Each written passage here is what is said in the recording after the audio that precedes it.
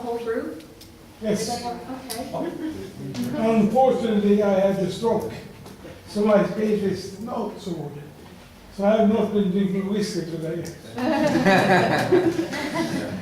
For 1 month ago, I was going to buy a car, and I was going to pay like 30,000 for a car because that was our budget. And I was driving the car, and then my friend Kurt, who just gave $1 million to Haiti. Oh, I need to meet him. He called me. I was sitting in the car and he said, Roger, what is you going to do today? I said, I'm going to go and look for a Skoda Opel. And what is one guy who's selling it? And I said, oh, a Skoda. How much are you going to pay? I said, about 30,000. 30,000? You don't get a car for that. He said, I tell you what, I give you another 30,000 so we can get a better car. I wrote, oh great, thanks. And I said, no, by the way, I give you 50,000 more, you get a better car. Oh great, great. And he was going a couple of minutes and said, no, Rodney, I give you 100,000. So Curtin is an angel. So I said, what in coincidence, because he's a very busy man. So he never calls me during the daytime, but in the evening time he calls me, but never in the daytime. But just for hello, hello, nothing specific. So that day he called me, I said to Gabby, my wife, it was exactly what a coincidence that happened, exactly. I was just a few yards from the guy who was looking at the car, and now I have a better car.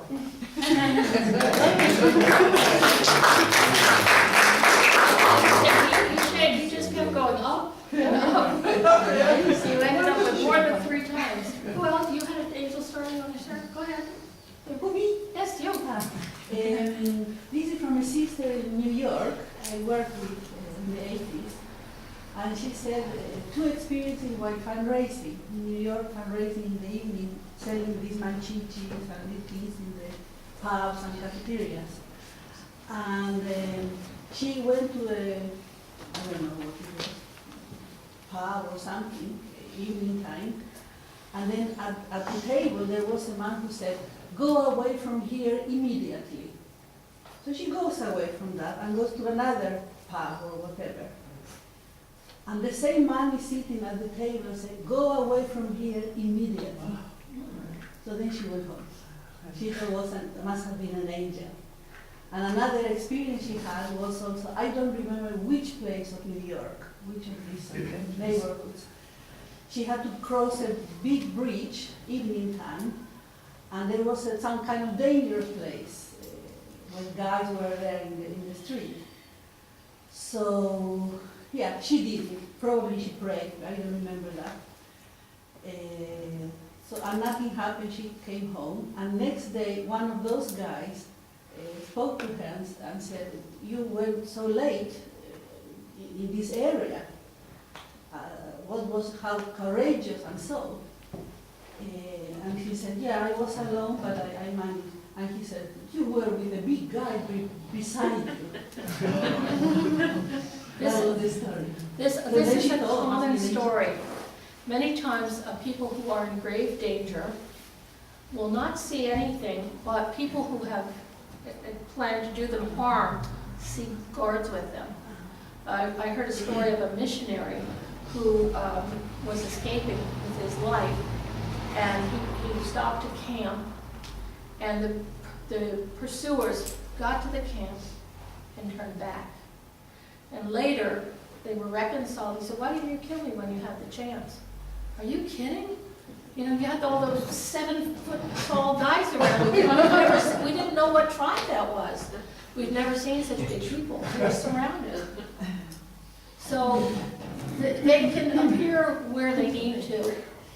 And that's a common theme. Many times they're protectors. Who else I'd want to show? We've got lots. Okay, we'll come to this side next. I also have a car story. It's like cars. I was driving, about 15 years ago, I was driving taxi. And I was driving this big Mercedes. It was one of the strongest engines, and I really liked that one because it was fast. So I came down from the airport driving the freeway, and we were driving fairly fast, of course. And then we stopped at the light in the city, the street light. And all of a sudden I started to hear some strange noise in the whole front. And it just fell down, a couple of, this much or something like that, and then some smoke came out. And out fell the big spring, this huge spring. I mean, this main whole thing just rolled out, and some person went by and just laughed. I mean, they'd never seen like a whole car just fall apart like that. This old lady sitting in the back seat saying, "Is everything okay here?" No, it's not okay. And anyhow, so they called another cab for her, and we went to the shop. And then when the mechanic said, "You really had your guardian angel with you," and I never thought about it like that. And then, because if that would have happened on the freeway, the car was just flip over and just, And probably would have been multiple car yeah, collisions. exactly. So when he said that, it was you really had your guardian angel with you. Then I had this light show in the mechanic store, a shop, where there's many lights, this like a firework. That I was just standing in like and realized like Amazing. yeah. I have an angel story, thank you. Yeah, I was about 11, and we were going to move into our new house, and it was just new repair. Everything was split new, you say so? And it was coming 3-4 inspection guys who were going to go around and check, the stove and the electricity, and check everything. And my mom and me, and we were walking around, and then it was the kitchen just left. And then for some reason, I was just going to the stove and putting one, what do you call it, platta? One of these hot burners. I put 2, and then I took another one and put 4. I don't know why, I just did this. And suddenly the whole house was black. The electricity went off. And I was like, And they came into the kitchen, and my mom said, what are you doing? I'm just, moving the stove, trying to. And then said, was it you who did something? Yeah. I said, can you do it again? And I did it again, and the whole electricity went off. And they said, this is extremely serious, because it was something wrong. And I don't know where I got this from. It was completely, someone told me to go to the stove and do this, and I could do it again. And they said, this is so serious, and they were really shocked. And The house gonna burn down? exactly. Children tend to listen. When children are told, do this, go here, children just go, okay. But adults, we say, oh, no, that's ridiculous, that's illogical. Yeah. Like when I was told to come to Scandinavia, I thought, no. And the more I resisted, the more just go. Give up. You're not gonna win this one. And I realized that the Scandinavian people, they're not religious in this era, but they're very spiritual. This is a very naturally spiritual place, very close to nature, very aware of the relationship we have to the earth, and very aware of higher realms. So it makes sense. Now that I'm here, I'm beginning to understand. Who else do you want to share a story? It was a couple of years ago. Please speak up. I think it was a couple of years ago. I was on the underground train on back home, and one station before I had to get off, there came in a woman looking strange, very tiny, little bit pale, looking into the ceiling, came sitting across on me, and then she looked at me, and then she looked at the ceiling again. And she was very pale, looked so funny. And then we stopped at my station, and many other people came to the door together with me. And then suddenly I felt like this on my right shoulder. And I turned back and saw that woman, and she looked at me and said, "You are going to be 100 years. And everybody started to laugh, and I said, oh my God, I'm not going to be that old. And then the train stopped. They went out, and I went a few steps forward and turned back. I thought I would talk to her.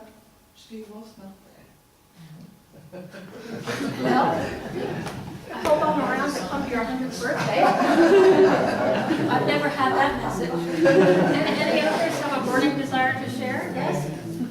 Well, I can say from the beginning, I'm probably one of your skeptics here, that I don't see many things, but I accept your experiences. But I have had, unfortunately my angels don't give me money, or it was really, Kikuko, is she here now? No. No. Well, she's already, that's right, and then we're leaving soon. Her husband passed away some years ago, and I think it was maybe the first year after we all, she invited us to go to his grave, to be together and sort of remember. And at that time I was riding bicycle back and forth from work. This was a little bit off the way, it's in the south of the city, and I was a little bit in a hurry riding by. I'm late already. I come to this cemetery, and I'm not so sure where this is. I just knew it was sort of in the southern part. I'm in a hurry. I turn into this parking space, and then I see somebody standing there, and I'm thinking, oh, this is Gunvor. Gunvor is an older member, and to me, I just I didn't reflect about this. Oh, she's there, and then but I'm in a hurry. I gotta go find the year's grave here, so I go there. When I get there, and I'm together with all the brothers and sisters, I realize, wait a second, Gunvor is already dead. And I realized I've seen the person, I recognized her very clearly, but I never looked really directly at her. I just knew she's there. It's like you're passing somebody, and you know this is the person I know, but you don't look at them because they're so familiar. So that was a very interesting experience, and I felt, of course, yeah, she wants to be there as well. Of course. Yeah. She's part of the community, she's part of the family. So to me, I don't really, I can see my life has been protected many times, but I can't say that I see angels or I see them. To me, I can feel that angel and spirit world can guide people to help me.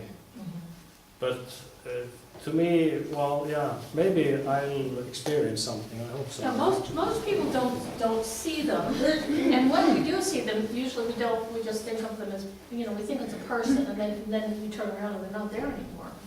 But often they just look fairly ordinary, sometimes a little peculiar. They take whatever form is appropriate. Often I've heard many stories of people who are lost or in a dangerous neighborhood. Someone coming up in a uniform, maybe military or police uniform, saying, may I help you? I'm lost. And then they disappear after they maybe guide the person out, and then they just are gone. We're going to take a coffee break now. We only have one toilet, and I'm sure lots of people might like to use it. So we have coffee. When you hear the bell, it's just a chance to stretch and have a cup of coffee, and please don't hesitate, you can bring your coffee back to your seat. But we'll take 10 minutes, maybe 11. Thank you.